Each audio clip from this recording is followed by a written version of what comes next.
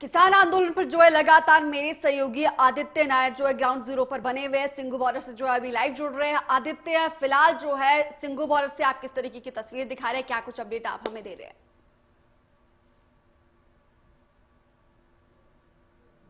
Singhu border की अगर हम बात करें तो सिंघू बॉर्डर पे यही देखने को मिल रहा है कि लोहड़ी की सेलिब्रेशन जो है लोहड़ी की वो ऑलरेडी काफ़ी ज़ोरों शोरों से चल रही है।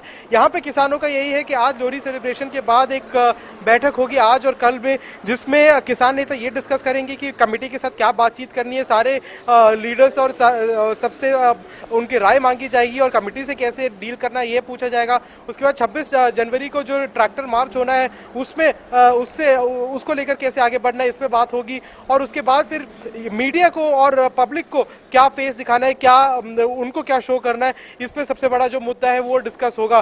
तो इस सब को लेकर सुप्रीम कोर्ट ने जो है एक तरीके से, जैसे इंग्लिश में कहते हैं, the ball has been put in the farmers court, तो that has happened now and now the farmers जो है उनको डिसाइड करना है कि उनको इस पूरे मामले को कैसे डील करना है, इस पूरे मसले को हल करने के लिए कैसे आगे बढ़ना है। जी आदित्य, हालांकि सिंघू बॉर्डर पर जो है किसानों का क्या कहना है, क्योंकि जो मैक्सिमम किसान है, अधिकतर किसान जो है इस कमेटी के पक्ष में नहीं है। सिंघू बॉर्डर पे आपने किसानों से बातचीत की होगी, उनका क्या कहना है इस पर?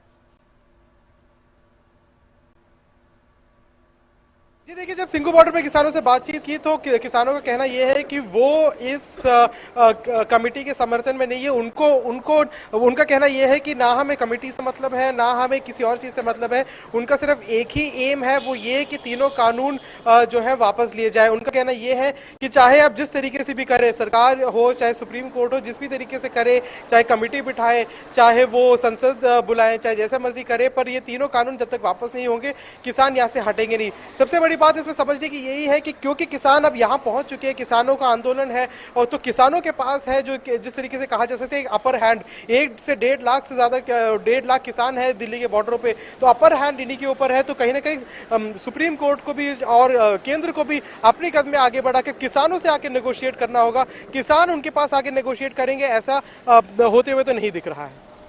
आदित्य, आज हालांकि किसानों की क्या रणनीति है, क्योंकि केंद्र जो है लगातार तारीख पे तारीख देते रही है। 9 दौर की बातचीत हुई है जिसमें कोई ठोस नतीजा निकलकर सामने नहीं आया है। 15 तारीख को जो है 10वें दौर की बातचीत होनी है। हालांकि इसी भी सुप्रीम कोर्ट ने जो है केंद्र को कड़ी फटकार लगाई है। इसके बाद जो है क्या लगता है, बात बनती हुई दिखाई दे रही है? जी देखिए, बात बनती हुई दिखाई दे रही है तो बातचीत से तो बिल्कुल बात बनती हुई नहीं दिखाई दे रही है। वो इसलिए क्योंकि केंद्र अपने स्थान से हट नहीं रहा है और ये बात सुप्रीम कोर्ट भी, जैसे आपने बताया, नोट कर चुकी है कि केंद्र का जो नेगोशिएशन टैक्टिक है, केंद्र जिस तरीके से इस पूरे मामले को, इस मसले को जिस तरीके से देख रहा है वो ठीक नहीं है। तो केंद्र से बातचीत में तो राकेश टिकैत ने भी बोल दिया था कि हम 15 तारीख को भी जाएंगे, जैसे 8 तारीख को हुआ तो जाएंगे, बोलेंगे तीनों कानून वापस लो, वो मना करेंगे और हम बाहर आ जाएंगे। 8 तारीख को भी आधे घंटे की मीटिंग हुई थी और 15 तारीख को भी ऐसे होगी। तो अब जो भी है फोकस सुप्रीम कोर्ट और कमेटी पर ही है। जी चलिए, तमाम जानकारी के लिए शुक्रिया आदित्य। तो किसान जो है अपनी मांग पर अड़े हुए हैं, टस से मस वो हिल नहीं रहे। उनका कहना है कि कैसे भी करके एनी हाउ इन तीनों कृषि कानूनों को रद्द करना उनका एकमात्र लक्ष्य है। चलिए खबरों में आगे बढ़ते हैं। देश में आज लोहड़ी का त्योहार धूमधाम से मनाया जा रहा है, लेकिन किसान संगठन नए कृषि कानूनों के विरोध में आज लोहड़ी पर नए कृषि कानूनों की कॉपियां जला रहे हैं। दरअसल केंद्र सरकार नए कृषि कानूनों के विरोध में किसान संगठन पिछले कई महीनों से जो है आंदोलनरत है। पिछले 1 महीने से भी ज्यादा वक्त हो चुका है किसान संगठन तीनों कृषि कानूनों के विरोध में दिल्ली की सीमाओं पर डटे हैं।